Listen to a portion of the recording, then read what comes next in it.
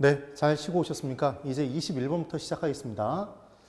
부동산 투자의 기대 수익률과 위험에 관한 설명으로 옳지 않은 것을 골라보랍니다. 1번, 부동산 투자안이 채택되기 위해서는 기대 수익률이 요구 수익률보다 커야 된다. 해당 투자에서 기대되는 수익률이 해당 투자에서 투자자가 최소한도로 요구하는 수익률보다 커야 투자하겠죠. 이 부분 문제를 보실 때도 기대 수익률이 커야 투자한다. 맞죠? 이렇게 기억하시는 거예요. 그런데 주의하실 건 실현 수익률은 절대로 투자 결정 시에 사용하지 않습니다. 실현 수익률은 말 그대로 실현된 수익률이기 때문에 투자가 결정되는 시점에는 실현된 것이란 존재할 수 없어요. 그래서 항상 기억하세요.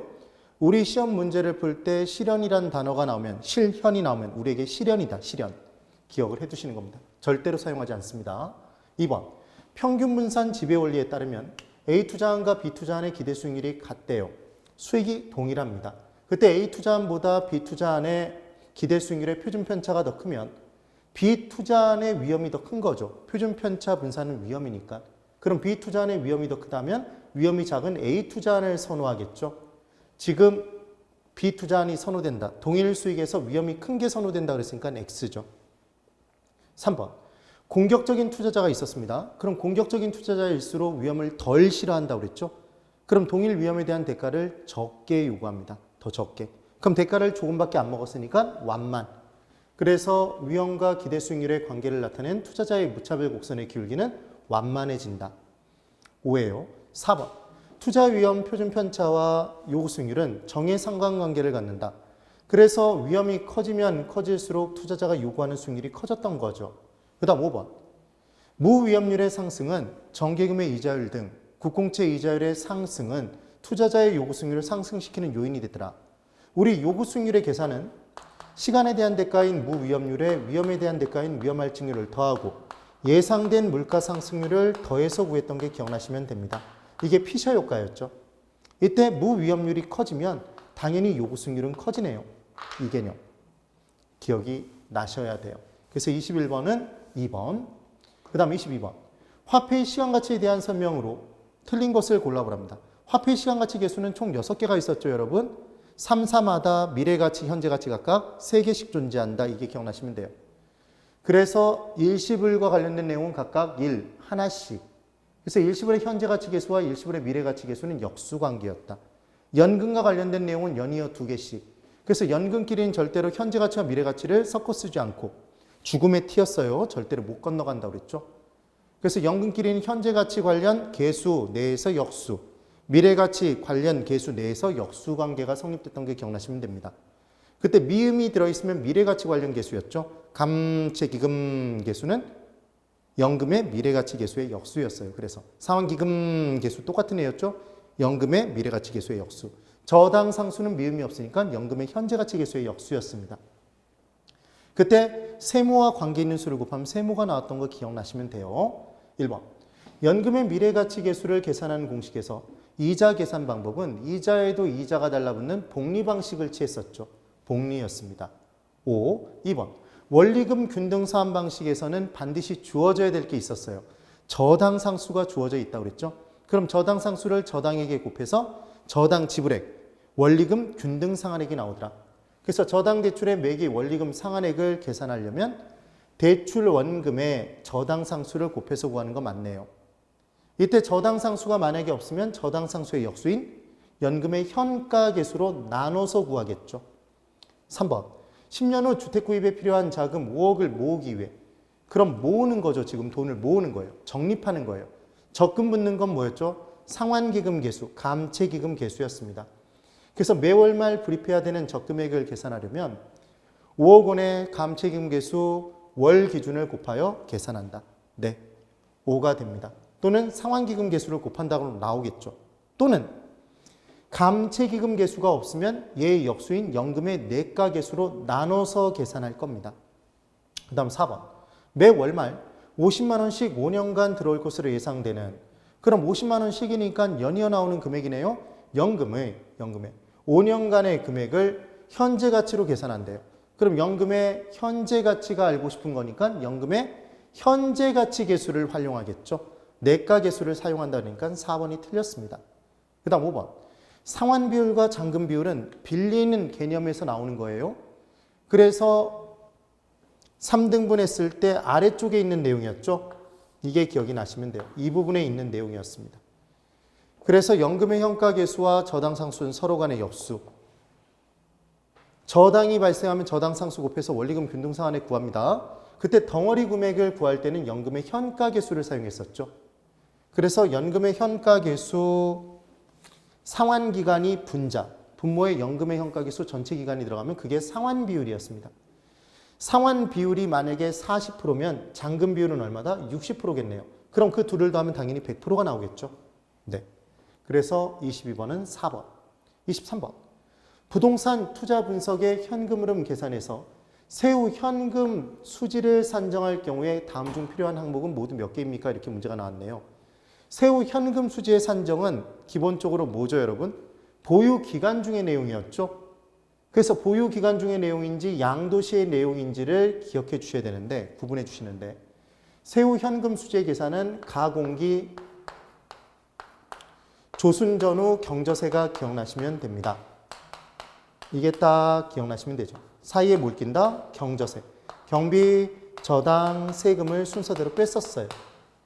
그러면 세후 현금 수지를 계산할 때까지 임대료 수입 가능 총소득을 계산하기 위해서 임대료 수입 필요하죠. 자본이득세는 자본가치 증가를 통한 이득세는 양도시에 빼는 세금이었죠. 그러니까 얘는 들어가지 않네요. 이자 상환액, 원리금 상환액 부분에 원금 플러스 이자의 이자 상환액 들어가죠. 그 다음 영업의 수입이 기타 소득이었습니다. 들어갑니다. 가공기 기. 그 다음 매도경비는 양도시의 내용이니까 들어가지 않겠죠. 대체충당금 영업소득세 계산할 때 전원일기에는 순이가 살고 뿔대 안경을 쓰고 세금을 마감하러 간다. 뿔대 마감. 그래서 대체충당금 플러스 시켰던 게 기억나시면 돼요. 영업소득세 계산 시. 그러니까 고려하겠죠. 세후 현금 수지를 산정할 때 필요한 항목은 모두 몇 개? 그래서 4개가 되는 겁니다. 주의를 꼭 해두세요. 그 다음 이제 24번. 어느 회사의 1년 동안의 운영 수지이다. 세후 현금 수지를 계산해 보랍니다. 이번에 나온 모의고사 문제 중에 가장 복잡한 계산 문제예요. 그래서 이 부분의 문제를 풀기 위해서는 당연히 아까 적었던 가공기 조순전후 경저세를 적어 놓으셔야지만 이 문제를 풀 수 있어요. 이 문제 못 적으면 못 풉니다. 그래서 가공기 조순 전후 사이에 뭘 낀다? 경저세를 끼죠. 경비, 저당, 세금을 순서대로 들어가는 겁니다. 그럼 가능 총소득 지금 얼마라고 주어져 있죠? 5천만 원. 만 원을 적지 마세요. 5천을 적었어요. 그 다음 공실은 가능 총소득의 5%가 발생한대요. 그럼 이 부분에 5천에 5%를 곱해서 250을 계산해서 이렇게 뺄 수 있겠지만 지금 기타 소득이 없어요. 그러니까 4,750이다 이렇게 계산할 수 있지만 이러면 오래 걸린다고 그랬죠. 그래서 어떻게 계산하시면 된다고 그랬냐면 가능 총소득의 5%만큼이 공실 충당금이면 얼마가 남는 거죠? 95%가 남는 거죠. 유효한 총소득은 기타 소득이 없다는 전제하에. 그럼 95%가 남는 거니까 바로 5천에 곱하기 0.95를 때리면 4750이 나오게 돼 있습니다. 그래 놓고 이제 영업경비를 봤더니 영업경비가 350만 원이래요. 350. 빼줬죠. 그럼 얘는 4,400이 나왔습니다. 이게 순영업소득이에요. 그때 순영업소득 부분에 이제 부채 서비스액을 빼야 되는데 부채 서비스액은 이자만 있다. 원금 플러스 이자다. 원금 플러스 이자죠.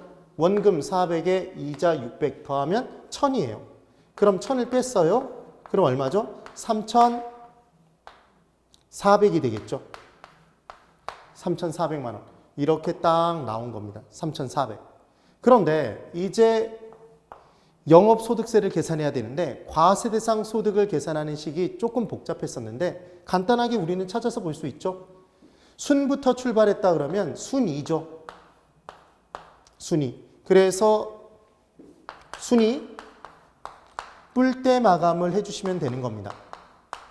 뿔대 안경을 쓰고 세금을 마감하러 간다. 그럼 순에서 순은 빼는 거였으니까 이자지급분 뺍니다. 순이 얼마예요? 4,400이죠. 4,400에서 이자 지급분, 이자 비용은 600 뺐습니다. 그 다음 플러스 대체충당금 200이죠. 그 다음 마이너스 감가상각비, 마이너스 감가상각비 200. 그럼 플러스 200, 마이너스 200이니까 지워지고 4,400에서 600을 빼면 3,800이겠죠.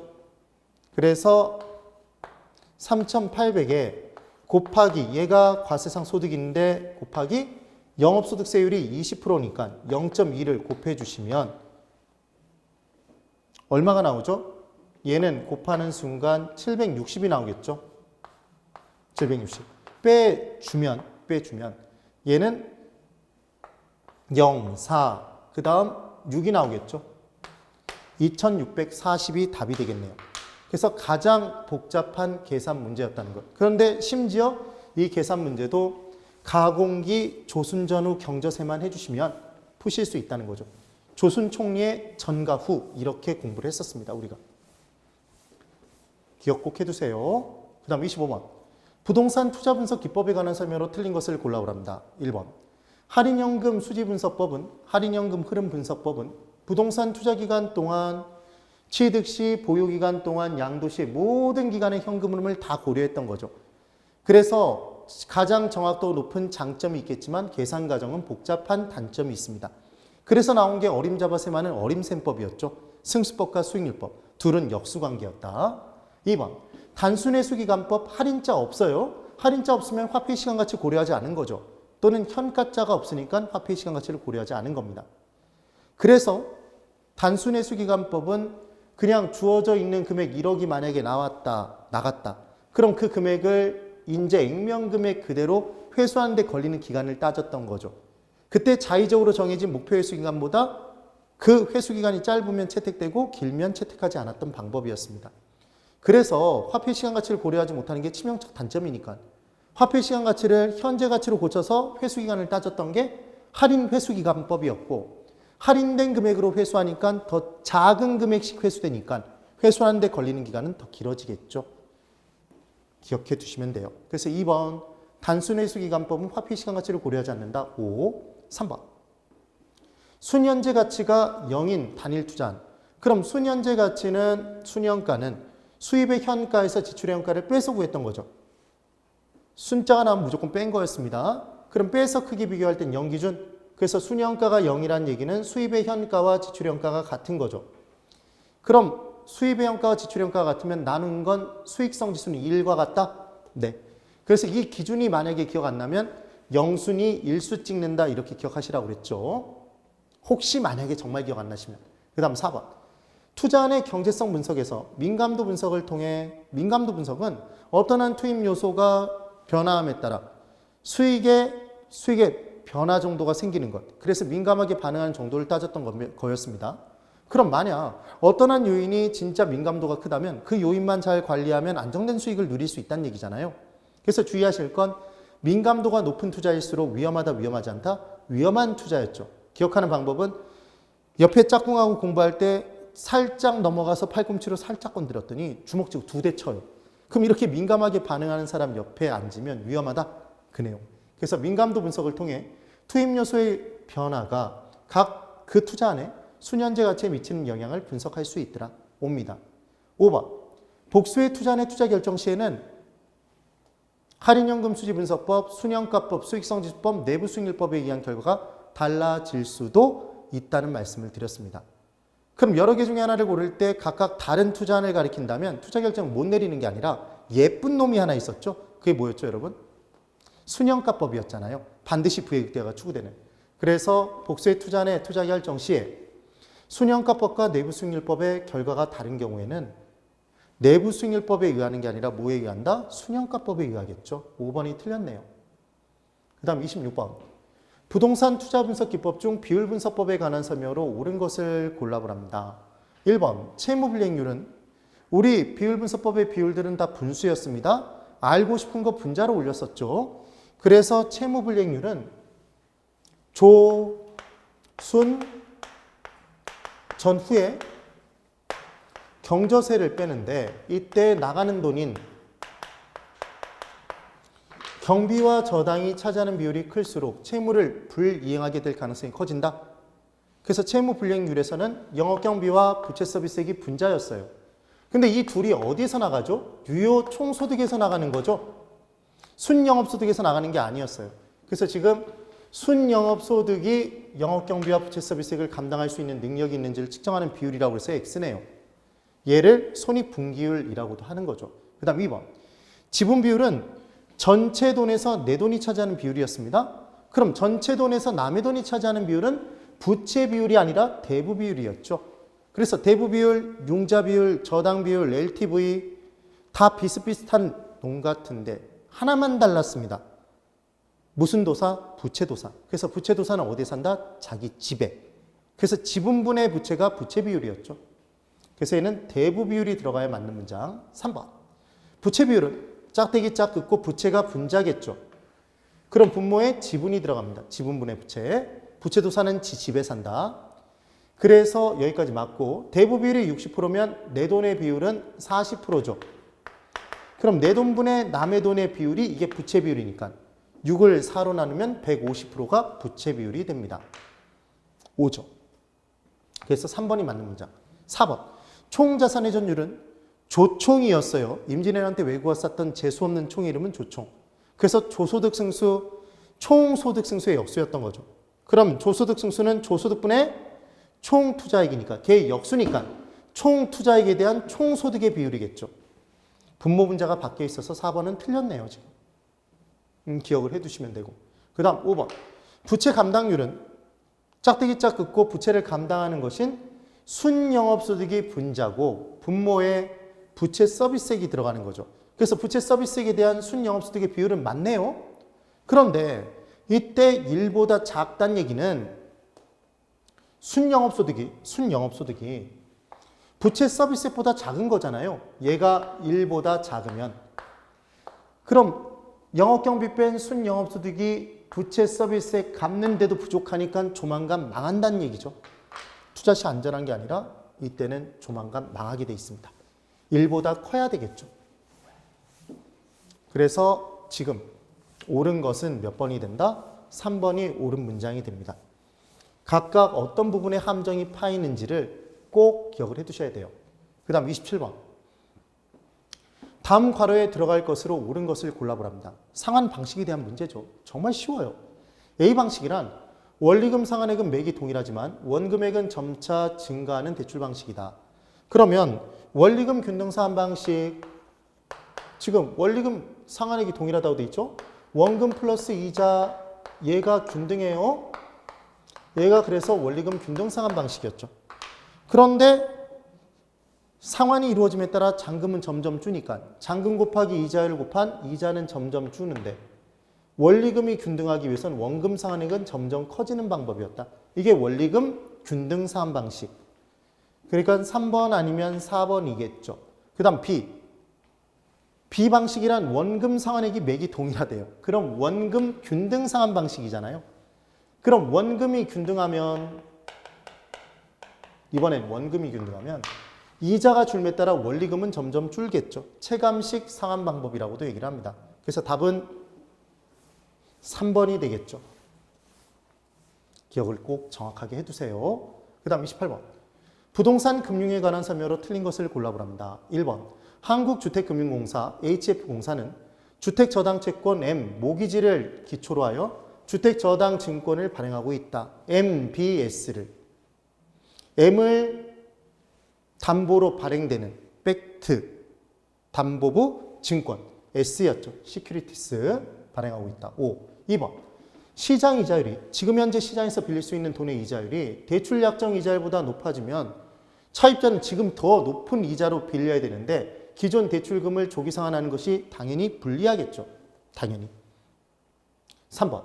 자금 조달 방법 중 리츠와 신디케이트는 지분금융에 해당한다.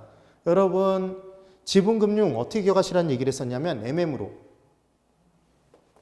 항상 지주편을 드는 건 네 신조다. 지주편 리신조였어요. 지주편 리신조.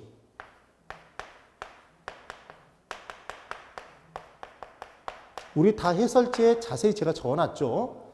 지분금융은 주식, 편이 아니라 펀드, 리츠, 신디케이트, 조인트 벤처.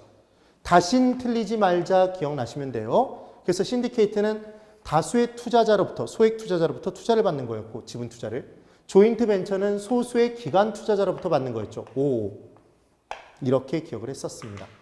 4번. 조인트 벤처는 개발회사가 다수의 지분 투자자에게 다조가 아니라 소조죠. 다신이죠. 신디케이트. 그래서 다수의 지분 투자자가 아니라 소수입니다. 소수. 그래서 4번이 틀린 답이 되는 거죠. 그 다음 5번. 프로젝트 파이낸싱은 사업 자체의 미래 수익을 담보로 제공하고 돈을 빌리는 공급자 금융. 얘를 지어서 나중에 개발해서 공급할 테니까 공급자 금융이에요. 수요자 금융 아닙니다. 특수 목적 회사의 명의로 SPC 명의로 사업을 진행하며 안정적인 진행을 위해서 에스크로우 계정을 이용한다고 그랬죠. 만약에 사업주가 이때 사업 자체에서 들어온 돈을 마음대로 계좌에서 뺏어 쓸 수 있다면 난리 나요. 그래서 에스크로우 계정 마음대로 건드리지 못하도록 만들어 놓는 겁니다. 그리고 사업주, 시행사 등은 그 개발의 이익을 가장 마지막에 누리겠죠. 이자 갚을 거 갚고 들어갈 비용 다 지불한 상태에서 먼저 빼나간다 그러면 걔는 X가 됩니다. 그리고 프로젝트 파이낸싱을 안정적으로 진행하도록 만들기 위해 당연히 금융기관은 사업주에게 너도 지분 투자 꽤 많이 해. 지분 비율을 늘리도록 요청하게 돼 있습니다. 기본은. 그 다음 그래서 28번은 4번. 29번. 부동산 증권에 관한 설명으로 틀린 것을 골라보랍니다. 1번.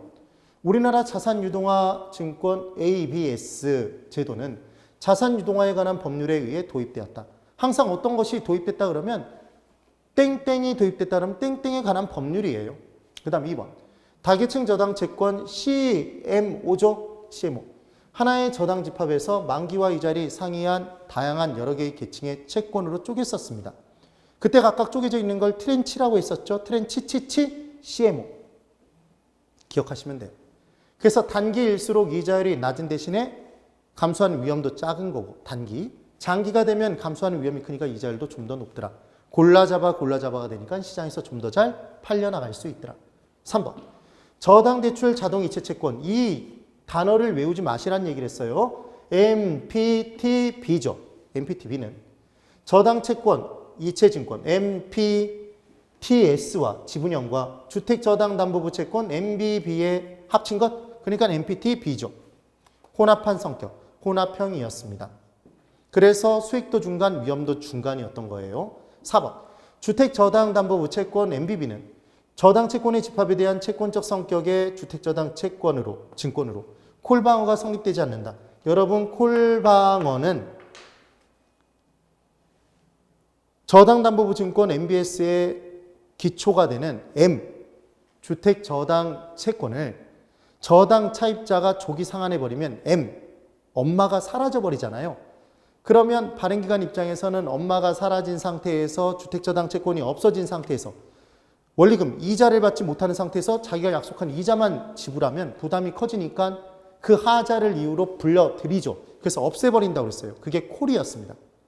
그럼 장기간의 안정적인 이자 수입을 목적으로 투자한 투자자 입장에서는 콜 방어가 됐으면 좋겠죠. 그때 콜 방어가 되는 게 두 가지가 있다고 그랬죠. 콜 방어는 세 글자, 그래서 MBB 세 글자, CMO 세 글자. CMO는 다 되는 게 아니라 장기 트렌치만. 그래서 콜 방어가 되는 대표 주자가 MBB였어요. 근데 콜 방어가 성립되지 않는다 그랬으니까 지금 4번이 틀렸네요. 그 다음 5번. 다계층 저당증권 CMO의 발행자는 저당채권의 풀에 대한 소유권 가지고 있죠. 저당권을 갖고 있으면서 원리금 수취권만 넘겨주고 돈 좀 더 빌려줘 그러는 거예요. 그래서 동풀에 대한 채권을 발행하는 것이다. 네. 그 다음 30번. 우리나라 부동산 투자회사에 관한 설명으로 틀린 것을 골라보랍니다. 1번. 위탁관리 부동산 투자회사의 설립자본금은 3억이었습니다. 이거 어디서부터 출발했었죠? 오자마자 간다. 오자마자 마치는 거죠. 그래서 5가 포인트였어요. 자기관리 부동산 투자회사는 5억이었습니다. 그래서 위탁관리 리츠는 2를 빼서 3억이었어요. 그리고 최저자본금 규모가 있었는데 영업인가 후 6개월 이내에 이때 더하기 2를 한 다음에 곱하기 10을 해주시면 된다고 그랬죠? 그럼 자기관리 리츠는 5부터 시작했으니까 2 더하면 7에 10 곱하면 70억 이상 맞죠? 그럼 위탁관리 부동산 투자회사는 5에서 2를 뺐으니까 3에 2를 더하면 5가 됐죠? 곱하기 10을 하면 50억 이상이 최저자본금이 되겠죠. 기억해 두시면 돼요. 한 번씩 연습해 보시는 겁니다. 그 다음 3번. 공인중개사로서 해당 분야에 5년 이상 종사한 사람. 여러분 독수리 5형제를 기억하시라는 얘기를 했어요. 지구는 누가 지키고 독수리 5형제가 지키고 자산은 누가 관리해요? 몇 인 이상? 5인 이상. 그래서 자산 전문 운영 인력이 5인 이상이 필요했던 거죠. 기억나시나요? 이거는 자산관리 회사도 마찬가지였어요. 그래서 이제 이 부분에서 우리가 따져봤던 내용에 공인중개사 감정평가사는 부동산 투자의 전문가입니다. 몇 년 이상 경력이 필요하다? 예, 5년 이상이었죠. 근데 석사를 만약에 밟았다 그러면 석삼 3년 이상. 왜냐하면 석사가 2년 과정이니까 2년을 제해 주는 거죠. 그래서 공인중개사로서 해당 분야에 5년 이상 종사한 사람은 자기관리 부동산 투자회사의 자산운용 전문 인력이 될 수 있네요. 이때 만약에 석사학위가 있었다 그러면 얘는 몇 년 이상? 3년 이상이 되겠죠. 4번. 자기관리 부동산 투자회사는 스스로 관리하는 투자회사이기 때문에 당연히 본점 위에 지점도 설치할 수 있죠. 자산 전문 운영 인력이 필요하니까 상시 근무하는 임직원 둘 수 있습니다. 그러니까 직원 내규도 필요하겠죠. 이게 자기관리 부동산 투자회사예요. 근데 위탁관리 부동산 투자회사와 기업관리, 기업 구조조정 부동산 투자회사는 돈만 모아서 그냥 자산관리회사에 맡겨버리잖아요. 그러니까 실체가 필요 없었죠. 명목회사 페이퍼 컴퍼니였어요. 서류상의 회사. 서류 안에 사람들이 들어가서 할 수 없죠. 상시 근무하는 임직원 없었습니다. 본점 위에의 지점 설치 불가하고 영업소 설치도 불가했었죠. 그러니까 직원 내규를 둘 필요가 없었던 거예요.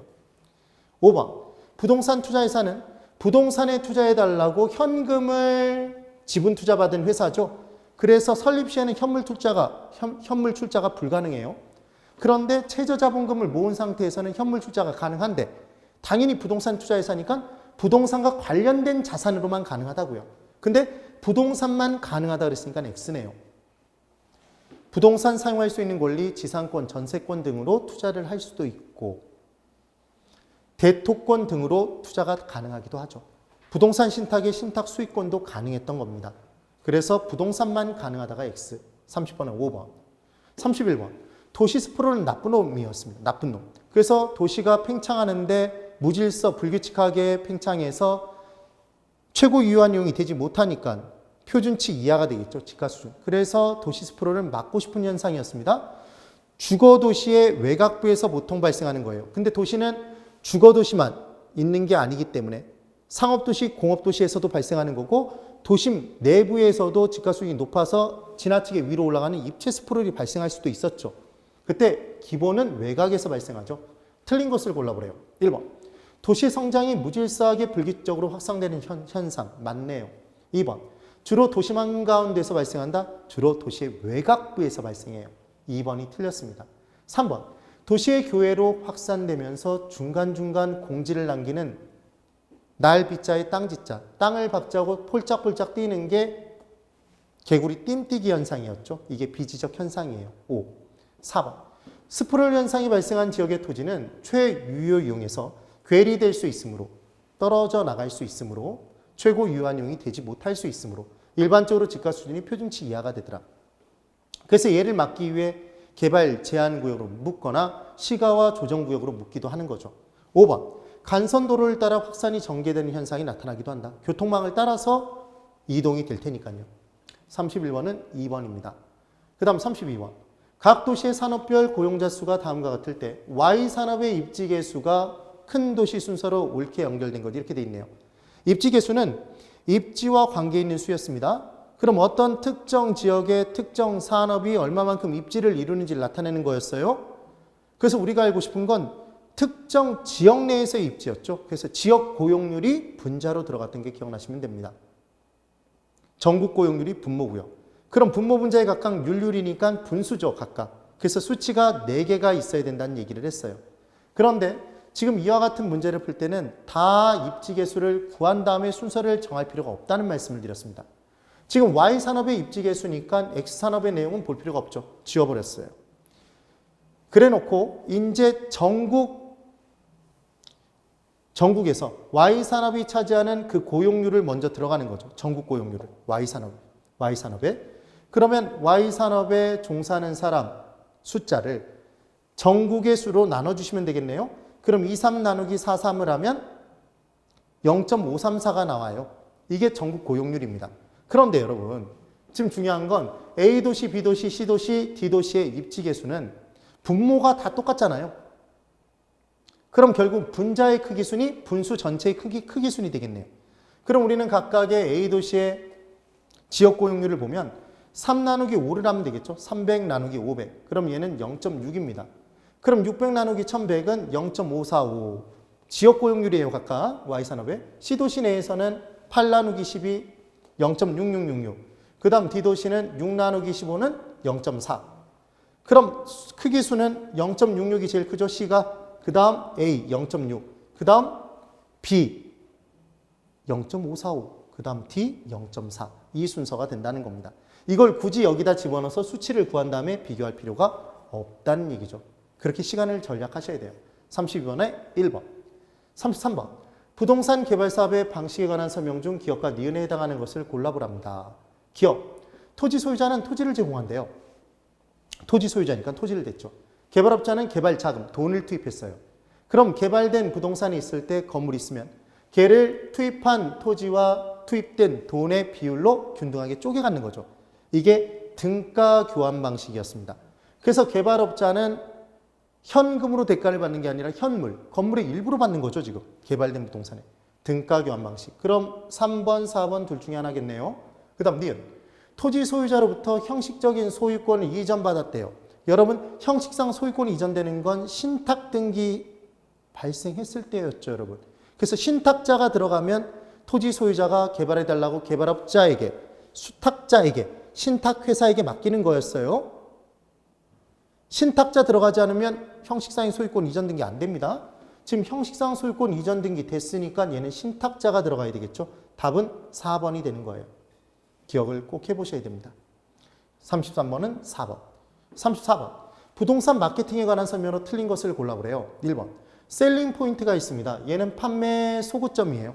그럼 얘를 팔기 위해서 소구해야 될 점이 있는 거죠. 그럼 아파트의 경우에 공원 옆에 있어요. 그럼 쾌적성이 높겠죠? 그런 게 판매 소구점이 되는 거예요. 아파트의 경우에 방범 관리가 굉장히 잘 돼 있어요. 전자 방범 시스템이. 그럼 그것도 판매 소구점인 거죠. 그래서 상품으로서 부동산이 지니는 여러 특징 중에 구매자의 욕망을 만족시켜주는 특징을 말한다. 5. 2번. 시장 점유 마케팅은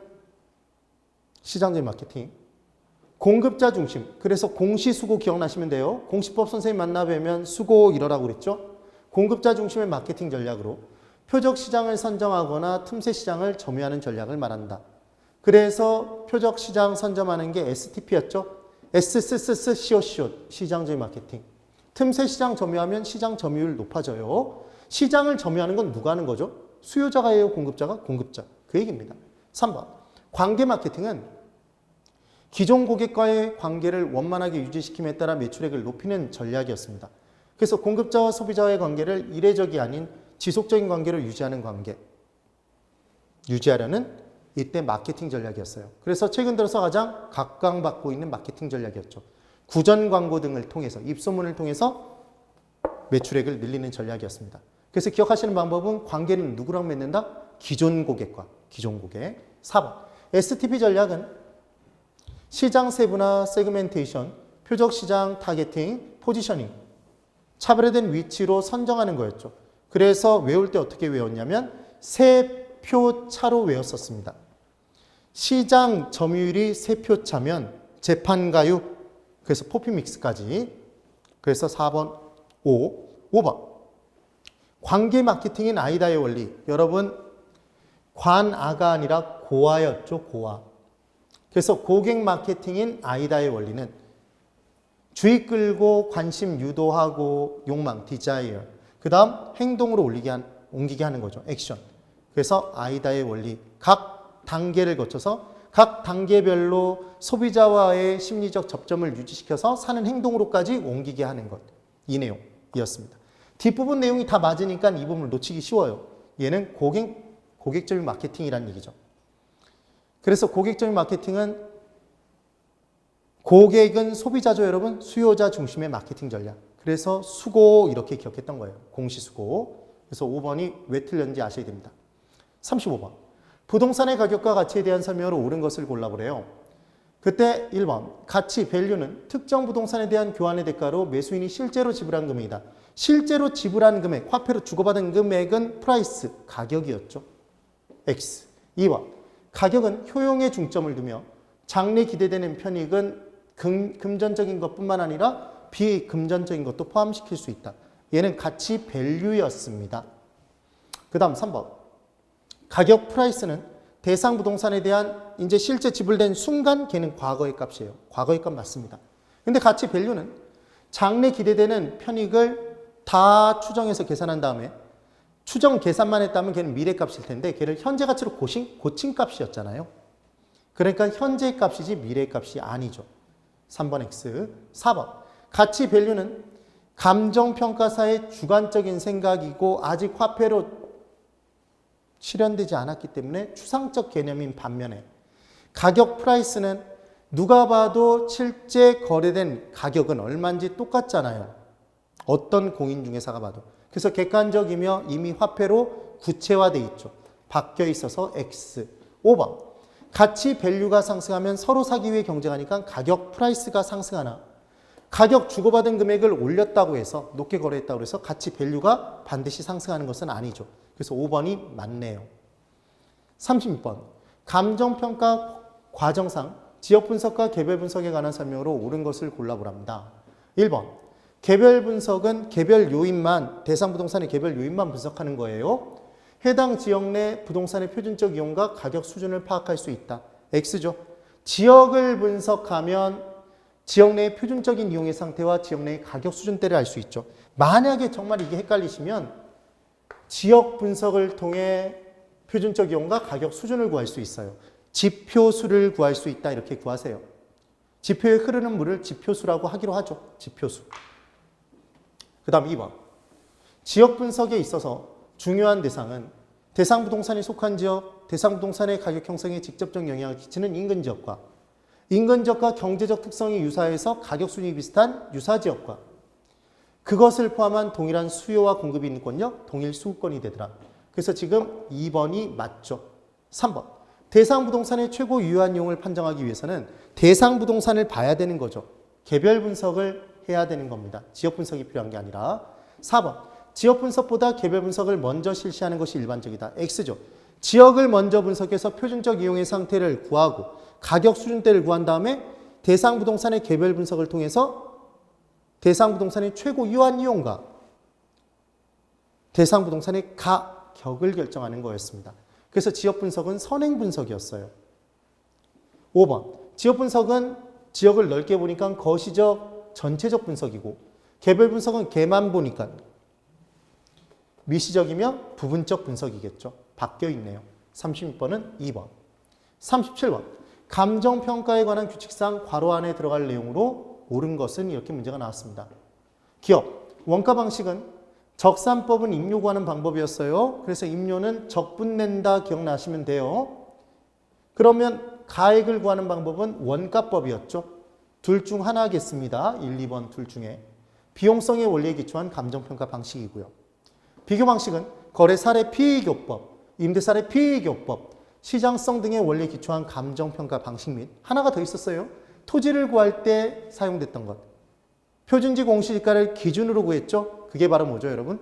공시지가 기준법이었습니다. 비교법이 아니다라는 게 포인트였네요.